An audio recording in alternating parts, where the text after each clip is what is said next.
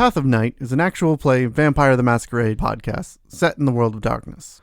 We're all friends, we're here to have fun, but our story can include graphic violence, drug use, sexual content, and other mature themes. Content warnings can be found in the show notes. We talk at our table about safety, comfort, and consent, both as players and storytellers. We know what to expect, we're all excited to be here, and we want you to feel the same. So listener discretion is advised. Now let's walk the Path of Night.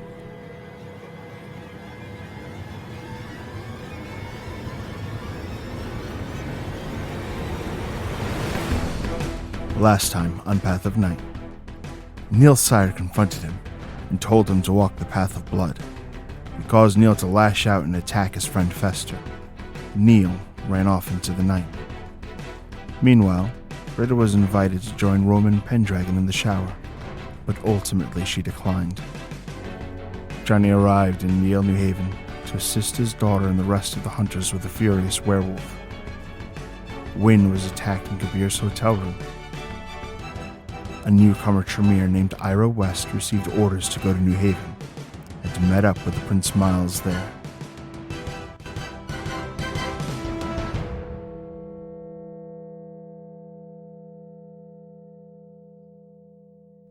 Britta, you've had a challenging few nights, and as you wake shortly after the sun sets, you find yourself curled up, having slept in an awkward position in a hotel room in the company of one of the most feared/hated kindred that this entire region has ever had to endure. And he seems peaceful and still. It's like the feeling you get at someone's funeral, when at any moment they should move, but they don't. He, at least for the moment, is still as the grave. But it's the beginning of the night? It's the very beginning of the night.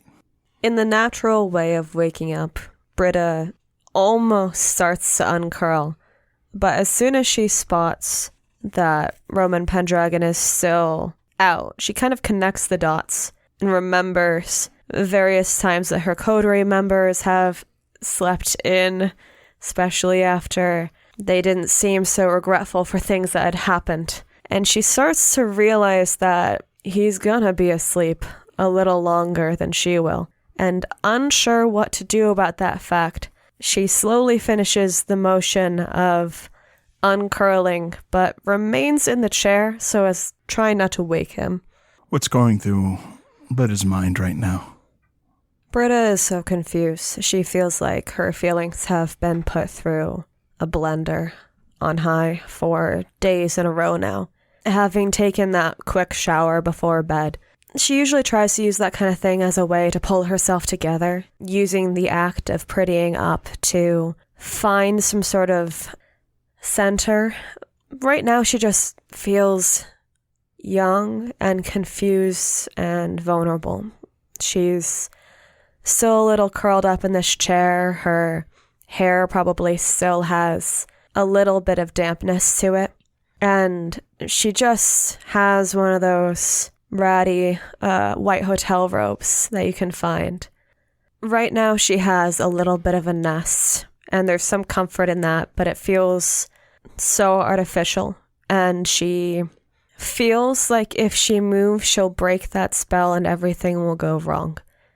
She's thinking about how she feels like she can't decide whether she fucked everything up and now her coterie is in more danger than they would have been before, or if something about seeing this horrible man sleeping ties in with seeing his scars before.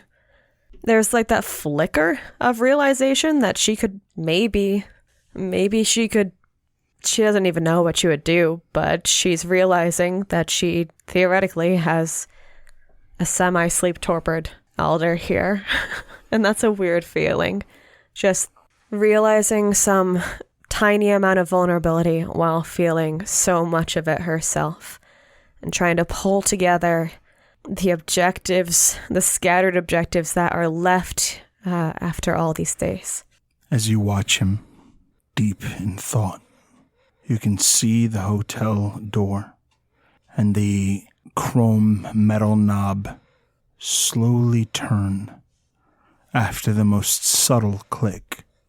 Now you're sure it should be locked, but for whatever reason, through whatever sorcery, it opens all the same. When it opens, Britta immediately calls out, "Hello?"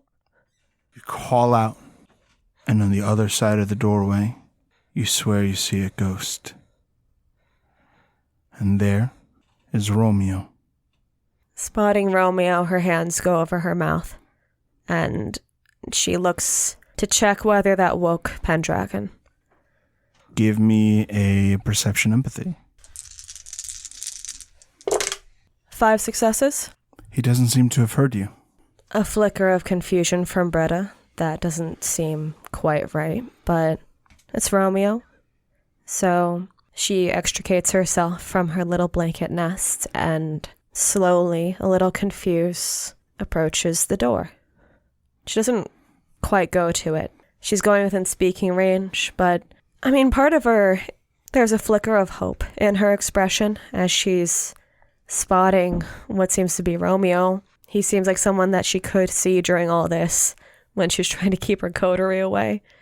But at the same time, it's weird. As you draw close, you notice that there's someone else at the doorway who was just out of view when you were further back. And you recognize the man by the row of razor-sharp teeth in his mouth. And you also notice one other thing. You hear the slightest movement behind you on the couch. And it would seem that Roman did in fact hear you and quietly sat up in the meantime. The man with the razor-sharp teeth raises his index finger and presses them to his lips as if to shush you. There is only one hesitation before taking action, and it is to check Romeo's expression. Romeo is stoic. Like whatever's going on, he means business. Britta's looking to Romeo in a bit of desperation. This is not a combination. Romeo's someone that she trusts, and that's the cause of her only memory of her parents being what they looked like when they were eaten. And him looking stoic is not helpful, and Britta takes a hesitant step away. You see someone, Roman says, eyes glancing towards the doorway, but unaware of whatever it is that you've noticed. Yes. The man with the razor-sharp teeth says a word, maybe a name, but whatever it is, it has immediate consequences for you. He says, "Canary, now." And when that happens, you find yourself overwhelmed with the urge to eliminate anything that might keep you from rejoining the group that is in the hallway waiting. And you grab the nearest object and turn to smash it on Roman Pendragon and roll initiative. You will be using all of your levels of celerity that you can for the purposes of additional actions. So having woken up, I have 4 blood and 3 levels of celerity. Burn 3 blood. Let's go. Let's go. All right. 17. 24. Mm-hmm. That's Roman fucking Pendragon. I rolled super well. You rolled all right.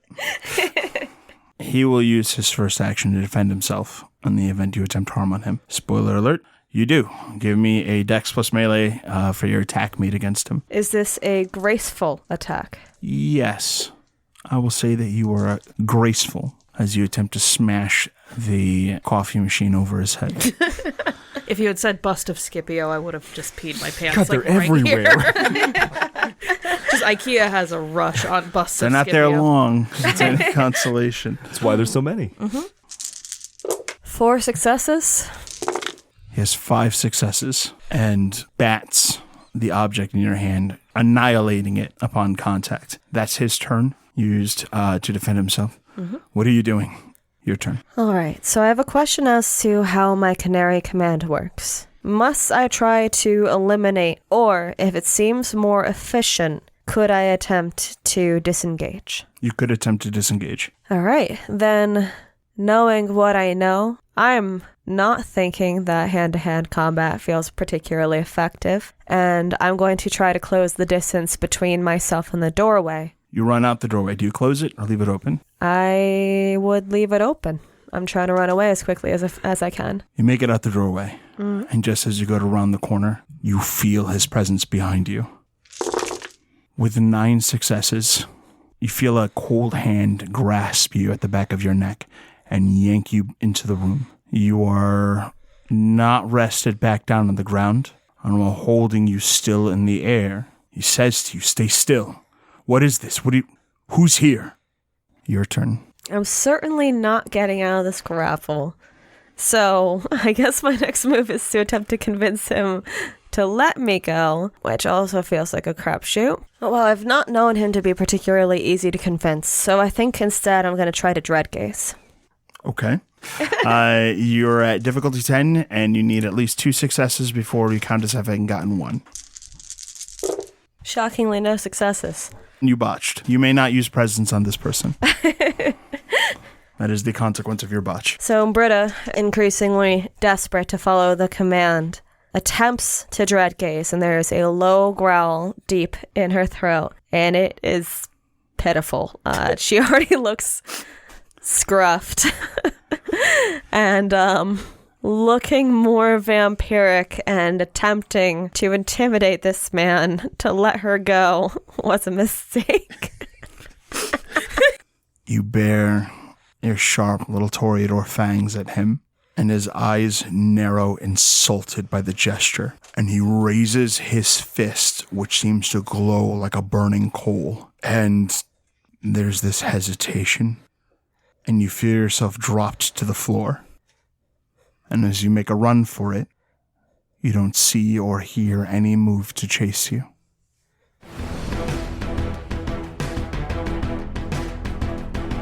I'm going to be like leaping off stuff and just landing using for it. Absolutely cannot do that. I will hustle in my sneakers as fast as I can. It's okay. That's why I wear them. You underworld leap down to the sidewalk and head for your car. It's edgy as fuck. Your trench coat flows in the wind, your katana at the ready.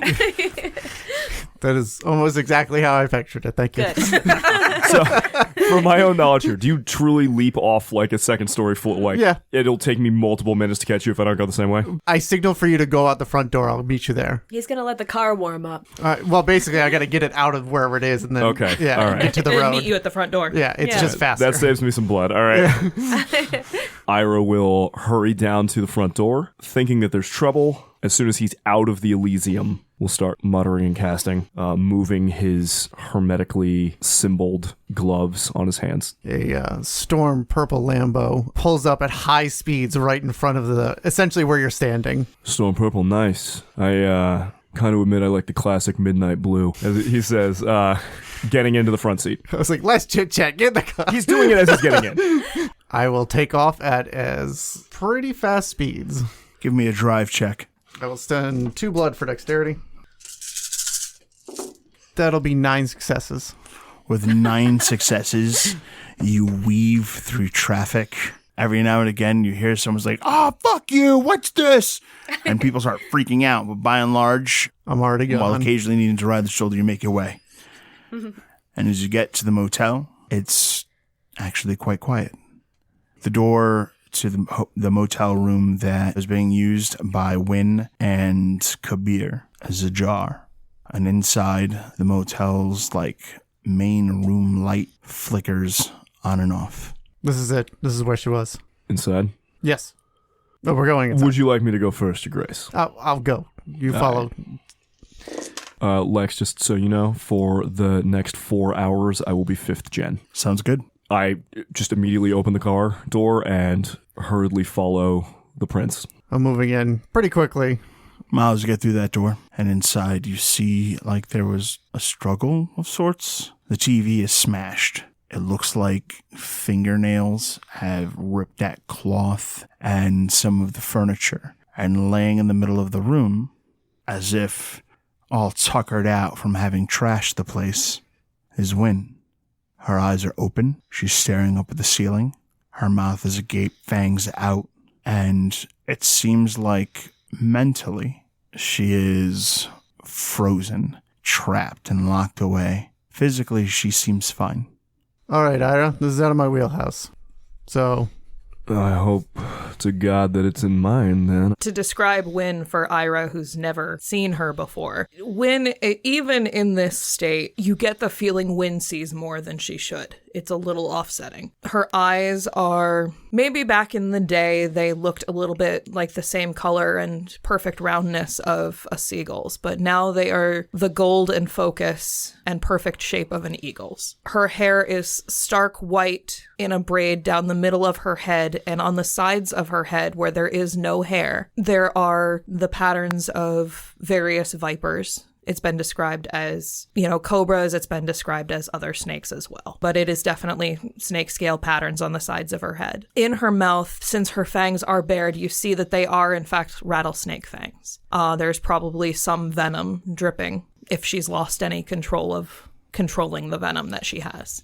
To say she is attractive would be a lie, but there is good structure in her bones. She is extraordinarily pale. She is, of course, wearing her flannel, and a blue and red buffalo checked flannel is tied, scrap of flannel is tied around her left wrist. Her fingernails are long but not manicured. They look like they are not meant for anyone's pleasure except her own. I phrased that very wrong, but we're going to stay with it because I'm on a roll here.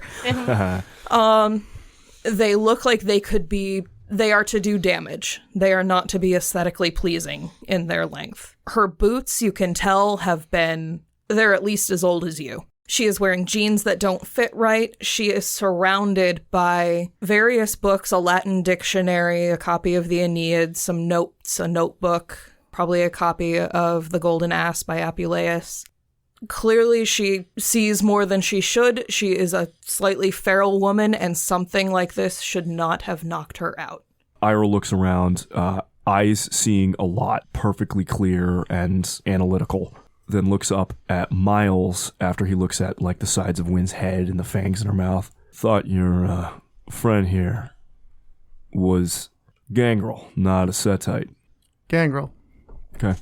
And Lex, I'm going to try and look around and try and figure out what the hell happened before I start trying to do stuff to wake her up. Why don't you roll me an investigation? I will, if I can, spend a blood, because I would like to do that twice. Sounds good.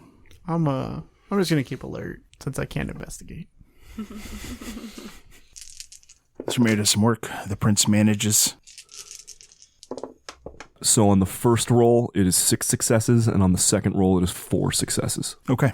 With your 6 successes, you find yourself kneeling down and examining Wynn's nails and her hands, and you can see that there's little pieces of the TV stuck in her fingers, fibers from the fabric she tore. It looks like she is actually the culprit responsible for trashing the motel room. It's like she was struggling, but whatever she was struggling with wasn't there.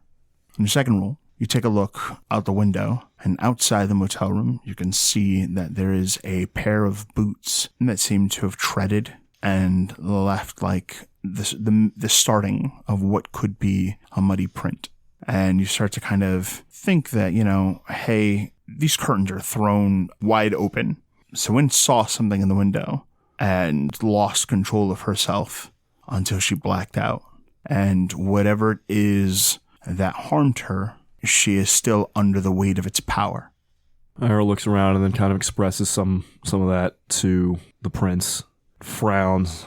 If it's a matter of harm done to her body, I can try and get her up.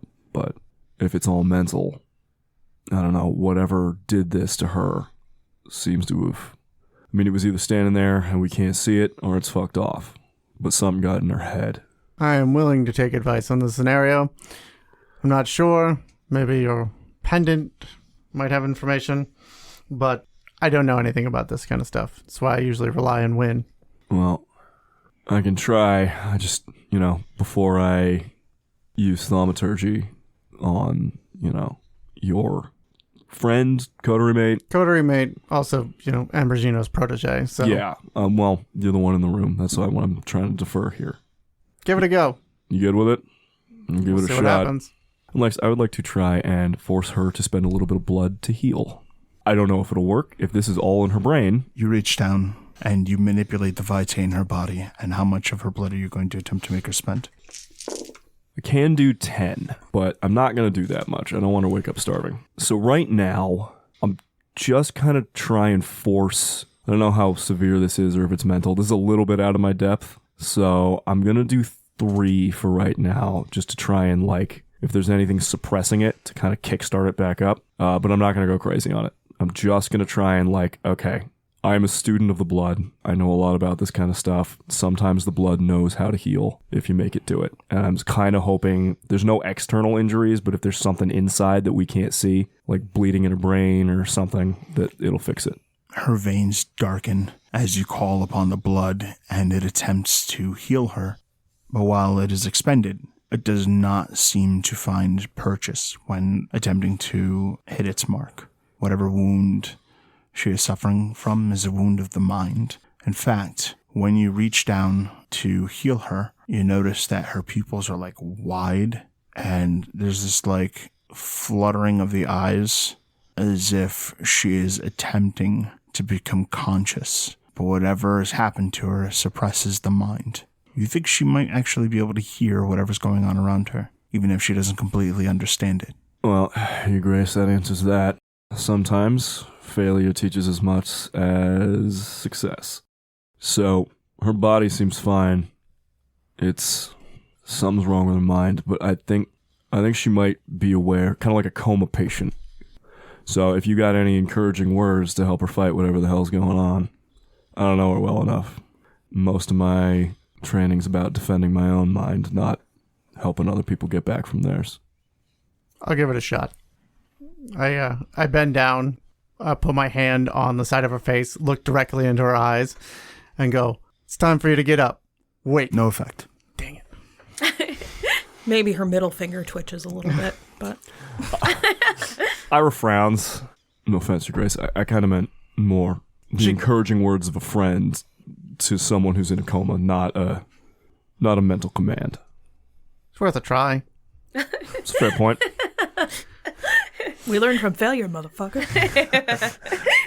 He moves over and kneels down next to her. I'm like, all right, I don't know what's going on in there, but I really need you to snap the hell out of it, whatever's going on here. And I really, really need this to not to be something new that's happening here. So I need you to fight whatever this is, realize that it's all in your brain, and come on back. No, there are mechanics for this. Oh, okay. Oh, boy. Miles did not do well No, probably not. with his words of encouragement, so I'm going to add a +1 difficulty for this roll. Sure.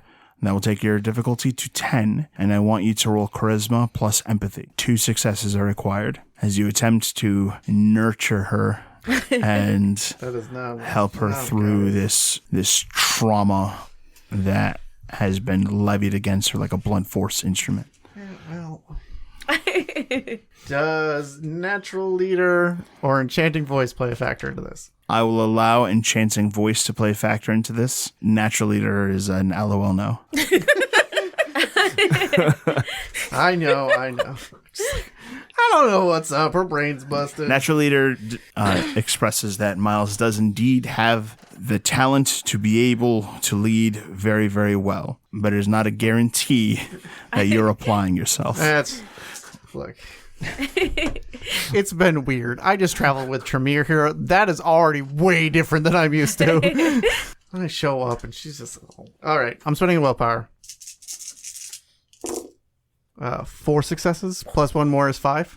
Wynn, with 5 successes in the deepest parts of your mind, the portions of you that hide your hopes and dreams, your fears, and the core of what it is to be Wynn, you find yourself trapped there, crushed under the weight of the wounds inflicted upon you by this horde of aggressors. And somewhere deep in that, you can feel the condescension of Miles attempting to mind control you. Look, you gotta know your audience, is all I'm saying. And this rouses you to anger. However, what can you do? You've been reduced to torpor, beaten down in one of the most unfair fights you've ever fought. And that's when you hear Miles casually tell you that it's not real, that the battle is in your mind. And you think maybe this one time Miles had said something intelligent to you that doesn't offend you. Look, he's due for a win, And so to speak. indeed he might be, as he successfully convinces you that the assault you endured was perpetuated with the use of chemistry, and it was an illusion. And so I require from you a self-control check to not assault Miles for attempting to dominate you. I just roll self-control. It's just self-control, buddy. Okay. And I can't spend a willpower, or I can? You can. Okay, I'm going to. Because I really genuinely believe he's doing his best. But he's so fucking condescending. 2 successes. Okay. With 2 successes, you stave off the desire of your lizard brain to rend him asunder. Your eyes open, blinking now. You look about your surroundings, and you see these 2 men. One you know very, very well. The other you don't know at all. The fluttering of her eyelids stabilizes, her pupils narrow because she's decidedly not looking at anything she wants to see. But to a certain extent she is, so maybe they flash down and then flash out back open a bit. There's sort of a dart back and forth as she sees, and then she immediately jumps to her feet and runs over and slams the door and just starts spending blood to buff her physicals. As you're getting up, it's like, whoa there. Where are they? No one's, Where did they go? No one's here. Miles, there were like 20 of them. According to our new good friend Ira here, you're the one that wrecked this room. Well, yeah, because the TV was pissing me off, but there were 20 of them and they were screaming for blood. They were all, they weren't kindred anymore. They were hungry and they were screaming and they said that Ravana hungers and they were trying, I couldn't, Miles, I couldn't fight them off. I'm not sure what it was. It seems very similar to the things that Kabir used to do, as far as I can tell, but you're the one who did all the wrecking here. It seems like it was some sort of mental attack, as far as I can tell. She realizes her chest is tight. And she kind of like takes a minute and whatever calm Wynn can ever find, she takes a minute and looks for. She kind of reaches over and pulls the curtains shut just because she needs to. So I'm not, how do I know this is real? I have 0 answers to that, other than the fact that I'm still here, and I feel like I would be hard to replicate. Yeah, but solipsism is a thing. I don't know what that is. The idea that I'm the only real thing in the world and everything else is an illusion. Well, that's not going to help anyone. Ira looks at Wynn and then looks back down at the copy of The Golden Ass and is like, just sighs to himself and probably still audibly just goes, humanities majors. Psychology, actually. Soft science. Sorry, how many degrees do you have? A couple. That's a big number. This is Mr. Ambrogino's friend.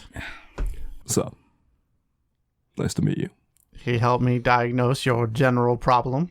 Well, I don't know how much help I was, but I was glad to be here. Then I'm grateful for you helping my coterie mate. I'm Wynn, and apparently I'm the sheriff. Oh, shit. Well, it's a pleasure to make your acquaintance then, Sheriff. Is it? I don't get that reply a lot. You are Mr. Ambrogino's contact, right? You work with Mr. Giovanni? What? Yes, Mr. Giovanni. I believe you refer to you as your protege, actually. In court, in front of everyone. Oh, boy. No pressure there, I guess. Well, then that means you and I, Sheriff, probably going to be spending some time together. I'm not sure what capacity either. I'm willing to hear... He pulls another Morley out of the pack in his... more details. In his coat. Pops it open so one slides out, offers it to Wynn, like he did with Miles. She kind of looks at it like Is this some sort of magic bullshit blood bond trick? But ultimately, she still feels tight where she shouldn't feel tight, so she takes the cigarette. He turns it around, pulls one for himself, looks around. Ah, shit, I don't carry a lighter. I Here. do. Oh, you do? Well, Yeah. That's handy. And he holds his out, too. She pats her butt a couple times to see if it's in there, and she'll find it somewhere. It's either in her pocket or in her bag. The room probably smells like cigarettes or weed. Probably more weed than cigarettes, but both. And she... That was even before you and Kabir got here. I mean, Wynn pre-gamed the room. She knows what a guy likes. So Wynn will light his cigarette because she's a goddamn lady, and then she'll light her own. So you're working with Mr. Giovanni, then? Yes, and he's working with Clan Tremere. I think he mentioned a couple of things to you. I should probably go back and talk to him. We should go back and talk to him. Probably a great idea. Do you have a ride? I don't. We could probably call a cab. I flew here last time. Yeah, there's only room for 2 in that car. It's a nice car. I'll just get in the trunk, whatever. There's no trunk space in the... It's, Oh, is it the Lambo? Yes. It's fine. The two of you probably have some catching up to do. I'll take a cab. I also don't mind walking. Might be good to clear my head. He can take a cab. You're coming with me. Let's go. Yes, sir, boss man. And I will call a cab and have it follow the Lambo. The cab arrives as expected, and the group of you head off. Down the hall and headed to the foyer, you see a group of individuals that stand out like a sore thumb. But oddly, no one seems to pay attention to them. The first, of course, is Romeo, and Canary lets that click into her mind as the word, the name, and you yourself start to meld into a single person. Beside him and watching you, with a slight grin and razor-sharp teeth, is the Nagaraja that you recognize as codename Phantom. But there are more. With jet black skin, you recognize the man that taught you how to fire a gun, your instructor, and at times protector, codename Eagle. You recognize your sire, Shrike, who is watching you with an easy confidence, seeming comfortable with how things have proceeded thus far. And then there are 2 others that you don't recognize right away, but you know all of them are Talmahera, and with the invocation of the name Canary, you are collected and returned into the fold. Hustling, the group of you make your way out. You notice a few things about them. Even Romeo, the wraithly figure, dark skin, very charming smile that he's had in the past. That smile is gone, and he is dressed in subtle body armor that includes the presence of the strange dark steel that exists in the underworld, but not in the Skinlands. You recognize Phantom, adorned in a black cloak, and robes hover around his chest and arms, his armor, kind of tightening those spaces where elsewhere it's all flowing fabric. One of the figures has a very, very pronounced widow's peak, no facial hair, haunting gray eyes.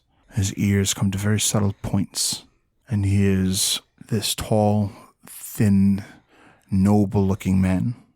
Eastern European features are very much so pronounced on him, and he is wearing a long coat with what is visible underneath it, more of that body armor that the team seems to be wearing. Whatever they're doing or wherever they're going, it is already clear that danger is expected. Another that you don't quite recognize is a woman, very small with tan skin, chestnut-colored eyes, and she is wearing what is a rather simple modern hoodie. Again, more of that body armor, boots, simple pants. Even though she is not dressed in any of the more gaudy fashions common for a Kamut, there is an aura of power that radiates from her. Eagle is dressed as he's always dressed, choosing function over panache, form-fitting clothes, a bit of a streetwear sensibility to them. He perhaps more than the rest, carries a vast assortment of weapons on his person. Shrike, in this instance, is actually dressed rather similarly to Eagle. His boots come up to his knees, black boot covers, all of them are wearing so much black. I stick out like a sore thumb. One of them, the one with the widow's peak, looks to you. Canary, you are activated for a desperate mission. The time is now. The final nights are here. Prepare. All of these words are spoken in a language long forgotten by the world, but recognized by you. Gamalish, you understand every word he says, and know that you can speak it yourself. The group turns, moving in unison, yourself included, and heads outside to one of those kind of big, heavy, reinforced money trucks, and you start loading in. Shrike heads around front, your sire, and gets in position to drive. The others, you along with them, load into the back, and there you find weapons on racks, armor that is prepared for you. As the doors close to the back of the truck and it takes off, you find yourself quickly disrobing and putting on the gear that has been prepared for you. Tight leggings, long boots, that armored style of corset that you'd once seen an assassin wear, a long coat, fingerless gloves. You're dressed with a certain amount of appeal, but it is definitely meant to be useful in a firefight. How much am I myself? The canary seems to be the overlayer. There's no pushing back, I assume. There is. There is. That's Britta's first instinct. The longer Canary goes through the motions, the more you find yourself aware of this automaton that exists in the back of your mind. Why don't you give me a willpower roll? Like little flickers. The motion of putting on the guns and it feeling so natural, maybe seeming to feel like sitting in Miles's car, discovering that. Yeah. Okay. I would like to spend a willpower. By all means. Difficulty? 7. 3 successes. Okay. For the time being, you are in control. What is the positions of everyone in this truck? Some are sitting, some are leaning against the wall. It looks like, for the most part, they're headed to do something really, really dangerous. Mm-hmm. And they are more or less making peace with whatever it is that they're about to do. So as Britta comes into herself and struggles to surface above this canary persona for a second, what she's going to attempt to do is appear to be continuing adjustment. In this case, this seems like an occasion where one might prefer to have a knife inside a boot rather than in a holster. So if she tries to mimic the natural way of someone giving themselves space to adjust themselves and to put the knife into her boot, and instead is closing the distance for that door to just try and tuck and roll. You rush for the back door. You put your hand on it and it starts to open. And then you rush for the back door and you put your hand on it and it starts to open. And then you rush for the back door and you put your hand on it and it starts to open. And you find yourself in a loop mentally in time. Britta definitely tries a few more times before. It goes and goes and goes, whether you want it to or not. It's just in desperation. Like even maybe 1 or 2 times after she understands, she's still just uselessly praying that something she didn't try the previous time. But after those last-ditch attempts, she tries to stop herself and look for the cause of whatever the heck that was. While you're studying the cause, you realize that the truck has stopped and they've arrived to where they were going. Do I appear to have set up at all? Where am I then? You are sitting right where you were before. And the door opens. The man with the widow's peak turns to you. I am Perun of the old clan. You are about to embark on a journey. Save your strength and know that this is who you are meant to be, what you are meant to do. Britta looks up at this man and casts a glance sideways towards his unfavorable company. As you do, you recognize the front door of your cafe. And you've been in a loop so long that the group has already arrived to New Haven. And they are getting out of the truck and heading into your haven. Britta loses her words for a moment as that catches up with her, and a sinking sense of dread. Everything feels useless right now. She doesn't feel like there's a single right decision she can make, but she tries with Perrin to say, I don't want to be here. I will say this to you. Hear what we are to do. Allow me to remind you of your mission, and then you may decide if you are ready to be Canary again. Shall we? Britta does not look willing in the slightest, but her eyes scan his, and that feels like maybe the best that she can get in desperation, so she does, dragging her feet, follow him in. You are a warrior, Canary. A woman of purpose. Long ago, experimentation brought about horrors. These horrors came in the form of vicissitude. A force that mutilates the mind, body, and soul. The Sabbat see it as a tool. My wayward clanmates see it as a symbol of their power. But we know the truth. We are the Shadow Crusade. And they start, setting up in your haven as though they've been there before. Britta's stomach is sinking.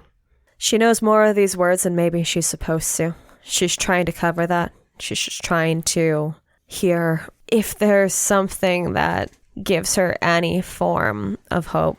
But the way that everyone looks so comfortable in here, it feels gross. The computers in here, they're usually off. While you're scanning around, you do notice that Romeo stays by you, and though he doesn't try to smother you with his presence, is clearly making an effort to be protective of you, as if there might be some people among this group that he doesn't personally like. Britta tries to swallow down a sense of hurt. She can recognize that Romeo's trying to help, but this doesn't feel good at all. Especially since he seems ready to protect her, but not ready to... do my attempts to leave seem at all externally perceivable? Or have I essentially come to in exactly how I was? I think Would I know? You are wrestling with yourself on this. Uh-huh. The truth is you don't know. Okay. You don't know if you're just going to automatically come back, or if they're going to supernaturally compel you, or what have you. You don't know. I guess what I'm trying to ask is, do I have any reason to believe that Romeo has made any attempts? You do not get the impression Romeo has attempted to flee them. But that could just be because he's being smarter, so it's not much of a signal in Britta's brain. Trying to swallow down that hurt, Britta will repeat the gesture in turn, trying to stick closer to Romeo.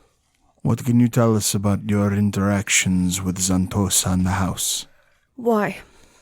Because we intend to kill him. A flicker of... That doesn't feel like the answer that Britta expected. You had to fight him alone the last time. That is our fault. And you have been gone for some time. And for that, you have my apology. But he cannot be allowed to continue on. The Tremere cannot accomplish what they intend to do with him. And what is it that they intend to do? They believe him to be a sympathetic link to what lies beneath New York.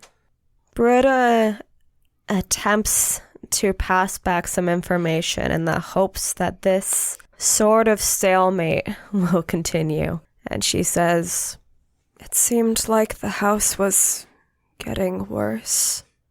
Vito was caretaking it, or the thing in the house." Has it reached a point where it can communicate? Did the house speak to you? I don't know if the things in that house could talk, other than Vito. Perhaps there is time. Something has happened. I must warn you. There has been a conflict, a dire one, and the Talmahera has suffered great casualties. Enoch, our city in the underworld, our place of power, has been destroyed, and with it, a great deal of knowledge needed to carry us through the final nights. With what little we have remaining, We must take action against Zimitsi, for it stirs, and when it wakes, it will be Gehenna, but not the event laden with justice that we imagined it. It'll be the consumption of all life. Britta isn't really trying to hide exactly how cagey she is at this. I mean, obviously she would be. She's listening raptly, trying to make sense of it. Shrike heads over to you. He's right, you know. We have to put the jihad down, set it aside, and take this fucker out. Out of all of us here, you're the only one that's ever actually fought the guy. And you're the one that knows Reese, right? You know where the Chantry is? Britta's posture had gone more tight as Shrike approached. She knows only vaguely more about him, but it's still reason enough to be even more cautious. And these things that he's saying don't really help her in that. Reese isn't exactly the kind of person inclined to be helpful. We are not coming to negotiate. A woman that you don't recognize speaks up. I am codenamed Tanakh. I am one of the true Bruja, among the last of our kind. Our mission is a direct one.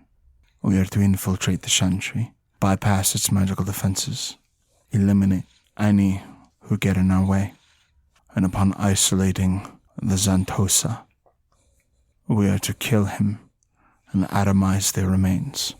Nothing of him can survive, not a single cell. It is not out of hatred for you that I disagree with Perun's approach. I do not hate you at all, but I do not believe that we have the time to waste on your ability to navigate your past traumas. I haven't been a part of this, so why bring me back in? You are always a part of it. The only difference is that there was a time when you believed yourself someone else, and the time when you knew who you were. Britta doesn't look like she's sure which one this woman thinks is which. She does not specify. And Britta does not ask, but... Perun interjects. We need you. And I promise, the life that you have, the one that you want, it is yours to keep when we are finished here. And I suspect that preventing Xanthosa from being used in the way that they intend to use him will preserve that life. This mission is to your benefit. Britta grits her teeth, and she tries to sneak a peek to Romeo to see if she can spot what's on his mind. She can't fully disagree with the idea that Vito Xanthosa needs to die. That feels perfectly natural, but the idea that what they're saying makes sense just shakes her more. And so she's trying to find traction with her friend. Romeo is watching you with an uncertain expression. It's clear to you that you can see that this mission is important to him, but so are you. And it seems like he's hoping for some sort of reconciliation between the two, but certainly is not interested in pushing you towards some outcome. Shrike does not seem... Shrike is a little too casual about this entire situation and is devoid of empathy for your situation. Tanakh, she seems aware of your emotional situation, but has decided that it is not a worthy concern at a time like this. Perun seems actually rather more empathetic to your situation and seems to have been the one that has decided for the group that they would have more of a candid conversation with you about it rather than simply using you as like a puppet. Eagle is simply making preparations. Where's Phantom in all this? Nowhere to be seen. Oh, that's disconcerting. What? When did that start? You're not sure. I actually had been intending on saying that. Britta's subconsciously about to look towards his many teeth. When you look around, he's gone. Great. That thought occurs of trying to look towards those teeth, and those being some of the first memories that she uncovered. But the next first memory, or rather the first memory, is Eagle teaching her to shoot. And as she finds her eyes instead landing on his preparations, she looks back to Haroon and she says, "It doesn't sound like you're giving me a choice as to whether I'm doing this, though." Respectfully, there is no choice for any of us in this. What must be done must be done. If there was word from the Dalro, we could wait. We could see what divination had to say about the matter. But we do not have those options. All we can do is take action now and hope. Hope that we have averted what is to come. Britta looks to Shrike at that, and she asks, "Is my amnesia a factor of my embrace, or was it caused by this? If I do this, would I get my memory back, or is it just me being left out of this?" At the mention of your amnesia, they kind of look between each other, not quite having expected you to say something like that. Britta is confused at their confusion. Yeah, sure. We'll figure it out. That is not convincing to Britta. That is a Miles plan if I've ever heard one. Yeah, we'll figure that out later. That sounds like a tomorrow night problem. Having a little too much experience with that kind of answer at this point. Britta does not find that to be a part of her calculations. What about the thing in the house? It is a short piece of a greater whole. Of course, it must be eliminated, but we do not yet know how. Something is happening in the east, and many of what remains of our resources has been directed there, and they are hoping to communicate with it, remind it of our place at its side. But while that happens, there is work to be done here. And you, Canary, you are skilled, dangerous, a worthy asset of the Dalmahera. Britta connects eyes. Being called skilled and dangerous feels just untrue at this point. The way that this short beginning to the night has gone, it feels... Flattery is not very convincing, but she knows that they don't need to convince her. She has enough at the back of her mind to keep in constant question when her sense of independence might shut off. But being told she's an asset of the Tamahara, that feels true enough. There's one more glance to the door. Again, that instinct to try and just leave. The memory of the repeating attempt coming back. She doesn't seem to know how to follow through on that and swallows. "How can I believe you that you would leave me alone after this?" In the lands of the dead, there is a mark upon your palm. It makes you my sister, and makes you our sister. And if this is meant to be our doom, the end of the Dalmahera, then I am pleased to know that you have an unlife worth pursuing. I will leave you to your peace. But until the Zantosa is killed, until there has been vengeance for what the Soul Eaters have done to my clan, to my blood, we cannot rest. We cannot yield. Sister, I need you. The first time he calls her his sister, empathy comes back into Britta. And there's a lack of... She's not sure in that moment. She's not sure. He says it with so much conviction that she's wondering if she's missing something in her previous self, that maybe this is a family for her, or would she want to leave? What can't she remember? Those are the sort of thoughts that are going through her. And that empathy grows as he describes his feelings about it. She's looking like she wants to ask more questions about what it is his part of his clan has gone through. But they've mentioned time, and the rest of the group has shown their lack of patience.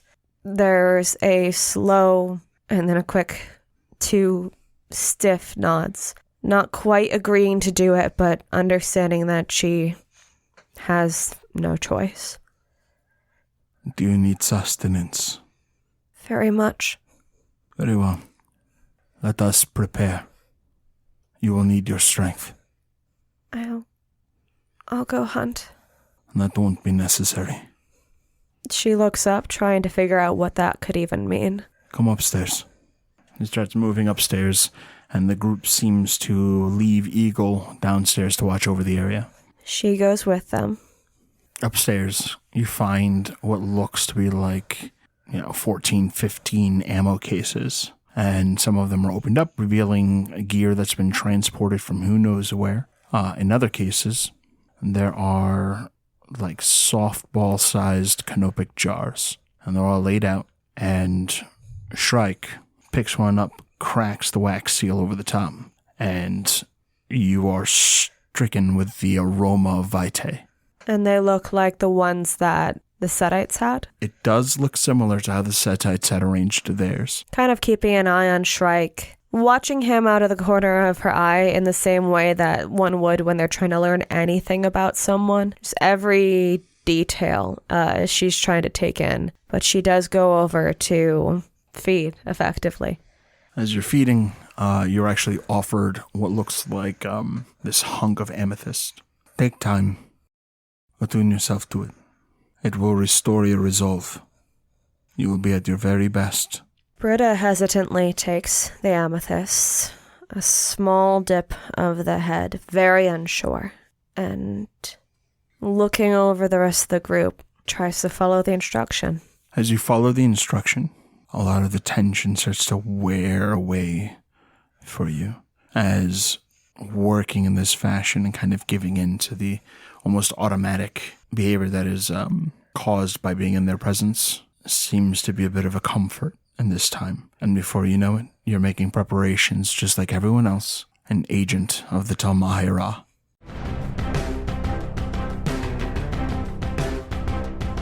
Johnny, you and Crystal, the two of you rush towards the sounds of whatever carnage just happened around the corner. As you make your way there, you can smell smoke and see bits of debris, like little chunks of plastic that were clearly once parts of a car. By the time you get there, you can smell the blood. A certain detective you recognize lies pressed to a stone and mortar wall. Portions of a little sedan, or was once a sedan, crush his left leg, leaving him pinned underneath it. Jesus. Johnny goes rushing over. There's blood spurting from his mouth, and you see he's holding up this badge, a badge that holds no meaning for him anymore, or at least shouldn't, because he's not a police officer. But he holds it up in the same way that a priest holds up a cross. And while he holds it there, his eyes dare not shift towards you, and he instead stares out past the smoke, seeing something in the darkness. Of course you're here now. I'm holding it still, but I don't know how much longer I can. Crystal, support him. Crystal dutifully heads over to her friend. Suarez, you fucked up. I know. Once she has a hold on him, Johnny's going to just casually push away the remains of the sedan to unpin him. What seems to be like a bumper engine block and some of the axle are just tossed aside all too casually by the Bruja. What you see underneath it is mostly just blood-dimmed denim, crushed pieces of meat and bone. His leg, whatever was pinned, is completely pulverized. He should be in shock, but there's something about the man's sense of grit that has him held together well beyond what a normal man would be able to endure in these circumstances. And he stares at the monster that would normally send the human mind running in terror while he sits there paralyzed and bleeding out. Johnny follows his gaze and looks down through the smoke to try and catch a glimpse of the creature. As you peer into the smoke, roll me perception plus investigation. 1 success. You keep low, and you peer through the smoke, and there you find a beast bipedal, but down on all fours in the moment. It's covered in like a deep storm, almost bluish gray fur that is matted, bloodied, covered in scars. It's missing some of its teeth. Its lip seems to have been split in the past. An eye is milky white. In its mane of fur, you can see braids and bits of bone and metal and little trophies that this much, much more experienced werewolf collected during the course of its life of war. Unlike the lupine you had seen before, this one has strange effigies and fetishes that dangle from knots of fur and what bits of clothes that seem to have been able to transform with it. Its claws glint with silver light in the dark. It bears the visage of the mythological destroyer wolf, and you can see, just looking at it, you can feel centuries upon centuries of warfare, of bloodshed, of primal rage manifest in its visage. I need a courage check. Yeah. I'll spend a willpower. Yes, sir. And that will counteract the one that I rolled, so that's a wash. Okay. You find yourself unable to approach it in the moment. Even as a creature who is cursed and damned, there is just enough will to live inside of you that keeps you from getting any closer. Suarez, whatever you're doing with that badge is holding it at bay? Yeah, he answers, and you can see he's starting to get a little pale. Can you keep that up if we move you? I'll try. Johnny, his eyes dart around for a safe way to get the hell out of here. Not seeing a particularly safe route.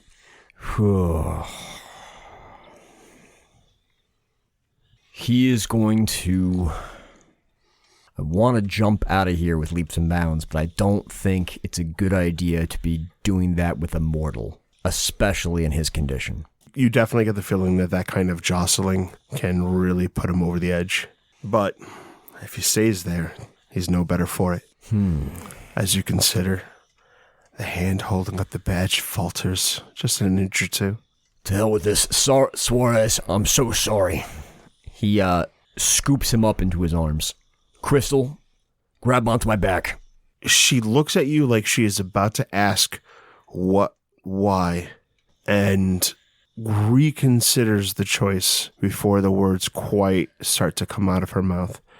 And she just, bunching her hand into fists, grips your jacket as she clings on to you. Holding Suarez, you can feel in your, those meaty hands of yours that this man is he's like holding glass. Compared to you, he is impossibly frail. Johnny is going to channel his blood through his limbs and leap up towards the roof of the building in front of him. Now that you're holding Suarez, I need you to roll a d10. And if you roll anything less than an 8, Suarez falls unconscious. He falls unconscious. As you're looking up to the roof and you brace your heels, bend your knees, and get ready to jump, you hear the monster go loose behind you. And I need you to roll initiative. I don't like that noise. 14. 27. The very spirit of the fray drives it forward. Hey man, you want to use that Week of Nightmares to go first? I need Suarez to hold it off just a little bit longer. I need him to remain, to cling to consciousness just a few moments more so that we can break line of sight of this thing. For every time you burn successes on that willpower roll, I'm going to let you re-roll that d10. Here's your first one. Go ahead. Nope. Okay. Something about the hunter's nature keeps its destiny from being manipulated, and it lets out a booming howl. And you can feel its breath against your back in the course of an instant. And it swings its meaty claws, and as its massive silver, almost hooked claws. And as it does, there is a shout that comes from a voice you recognize from your haven. And she wails, "No, no, no, no!" And something about that manipulates the inertia of the monster's swing, as if even in a frenzy, it finds itself second-guessing whether or not it's doing the right thing. So, first, you may sacrifice an action to dodge, if you would like. Yeah, that seems reasonable to me. Secondly, Sheila, as you can see her, enacts an edge. Her almost divine sense of compassion breaks through the primal urge of this raging werewolf just enough that it hesitates and suffers a penalty. It's going to roll its attack. She is going to roll her edge. Every success she gets on her edge is going to take away a success from the werewolf. The remaining successes from the werewolf, however, will be counted against your dodge roll. So let's get a dodge roll from you. Ready? I'll spend a point of willpower. She will risk 4 points of conviction. So the lupine has 8 successes on the attack roll. With the willpower spent and the fact that Johnny is swift, he has 7 successes to dodge. With the slight nudge that comes from the bartender you helped all that time ago, the expert killer, the apex predator, its claws rake your leather jacket, splitting the leather as if it were made of nothing. But you remain unharmed. Crystal lets go of you. Okay. And jumps onto the werewolf. She successfully initiates a grapple with the defenders. She does not possess sufficient strength to actually hold it. Because its strength rating is more than double her, it is just going to go through her attempt to hold him soon enough. You make it to the roof. Well, I don't know that I do. I spent my action to dodge. That is true, and you don't have any celerity actions. I did not burn for any celerity. Looks like you stay down here. Okay. With everyone having burned their actions on that, we go to round 2.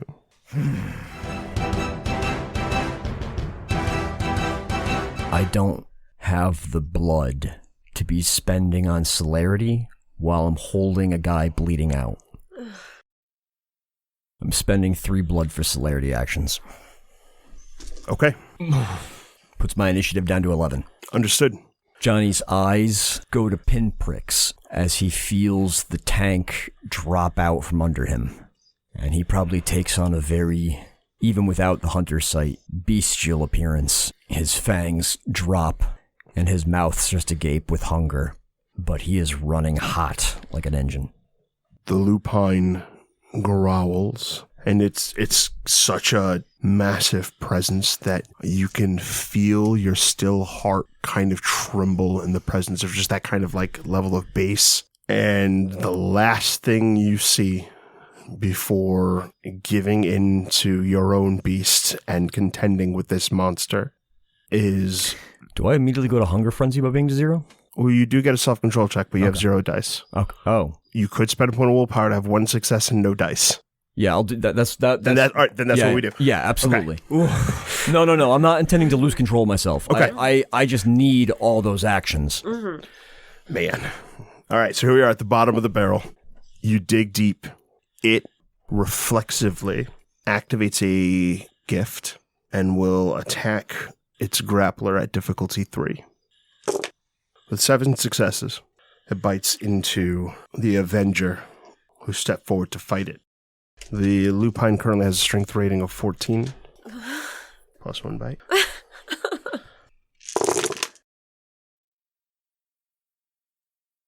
Joey's mom will suffer 13 levels of aggravated damage and is torn asunder.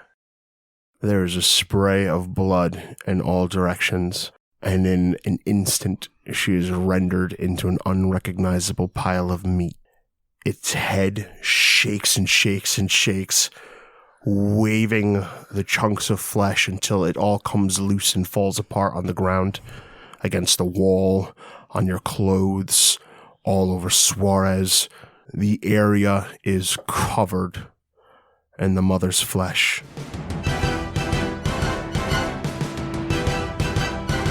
Johnny, your go. I'll spend a willpower to maintain control of myself. Understood. With the shower of blood from Crystal being torn apart, as coolly as he can, Johnny turns, levels the heavy revolver at the kneecap of the werewolf, and fires point blank. I will spend a willpower, and we'll have 3 successes. 2 successes will carry over into damage. So 8 dice altogether? Yes, sir. 2 damage, and it has been hamstringed, correct? Correct. You have performed a hamstring maneuver.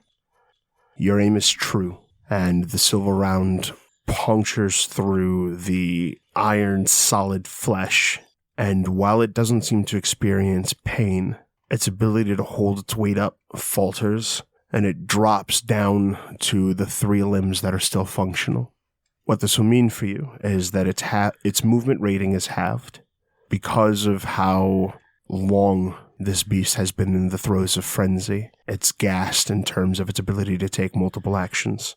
So while extremely dangerous, there is now a limit to how much harm it can cause around itself. Johnny, who is expecting to have to dodge another claw before he would be able to jump away, sees this thing with its head now level with his, and his brow kind of knots up, his beast wanting to break free and go to frenzy, and he holds it in check for just a few moments longer as he uses his celerity to fire another round directly into its head. It's as you stare down at it and it looks back at you, you see it. You see how much his daughter looked like him. Difficulty 7, point blank? Yes. I will spend another point of willpower. 7 successes. 6 successes will carry over into damage. Come on. Being that I'm shooting in the head, are there any increased difficulty for playing or doing damage, or? You do get an extra 3 dice of damage. 5 damage altogether. You strike it for another 5 health levels of unsoakable aggravated damage, and it shakes its head in the way that an animal does when a fly gets too close to its eye. Johnny fires again. My second action. Another point of willpower. 6 successes. That's 5 that will carry over to damage dice. Another 6 levels of damage. You hit it, and for a moment you swear its heart stops. But you seem to have pushed it to a new height of rage, and the silver wounds close, and its regeneration gets pumped into overdrive as the monster refuses to die. For a moment, you swear it recognizes your scent. This is such a bad situation. Mm-hmm. How many actions do you have left this round? I have 1 action left. I have 2 points of willpower. I have 0 blood. There's this moment in a fight where you have this choice of, all right, do we retreat while I've got it on the ropes, or do I go for the knockout and end this straight out? Yeah. And the question is, like, if you don't knock them out, you die. The other problem is that I will not be able to take multiple actions after this. This is it. No, fuck it. I'm putting another bullet in this werewolf. Let's do this. Let's do this. Okay. Eat silver. Spending another point of willpower.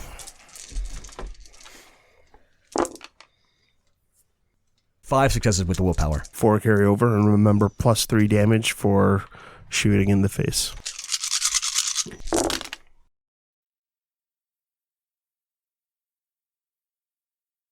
Four successes. Okay. With 4 successes, you fire right into its open maw as it moves to snap its jaws shut over your head. And before it can quite make it to your face, as it does that, like, lunge, the round enters its mouth. You see it hit the back of its throat. You hear it ricochet off of some metal somewhere behind it as there's an exit wound. And the monster collides against you, slumping and breathing shallowly as it begins to revert back into the shape of a man. Johnny drops the pistol and kind of catches this form and tries to push it back aloft with that free arm while letting Suarez drop to the ground. Sheila rushes over.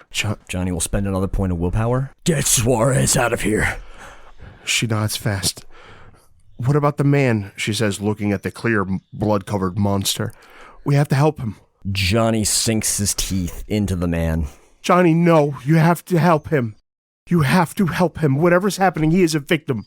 He is a victim of this. Please. Johnny does not drink. I need blood. Pick me. Please. I'll help you. You help get them does to not help. argue anymore. He grabs her and starts to drink. She holds Johnny very, very tightly as he feeds from her. Path of Night is a Vampire the Masquerade podcast set in the world of darkness. Britta Ashcroft the Toreador was played by Rebecca Steigelfest. Johnny Saxon the Bruja was played by Garrett Gabbey. Miles Davenport the Venture was played by Tim Davis. Neil Foster the Malkavian was played by Rob Muirhead. Wynn Cabot the Gangrel was played by Erika Webb. Your storyteller was Lex Lopez. Recording by Rebecca Steigelfest. This episode edited by Rob Muirhead. The music used in this episode was composed for Path of Night by Brian Matolius. Find him online at brianmatolius.com. Path of Night uses the 20th anniversary edition of Vampire the Masquerade with a few limited house rules. Vampire the Masquerade and the World of Darkness are owned by Paradox Interactive. Make sure to subscribe to us on Spotify, Apple Podcasts, or wherever you get your podcasts. We can be found on YouTube at youtube.com/@pathofnight. You can help support the show on coffee.com/pathofnight. Find us on twitter.com/pathofnightpod, on facebook.com/pathofnightpodcasts, or email us at pathofnightpodcasts@gmail.com. See you next time, kindred.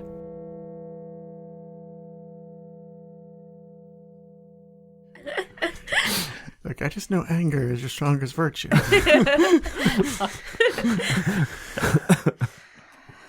Fucking Miles. Anger's a virtue, right?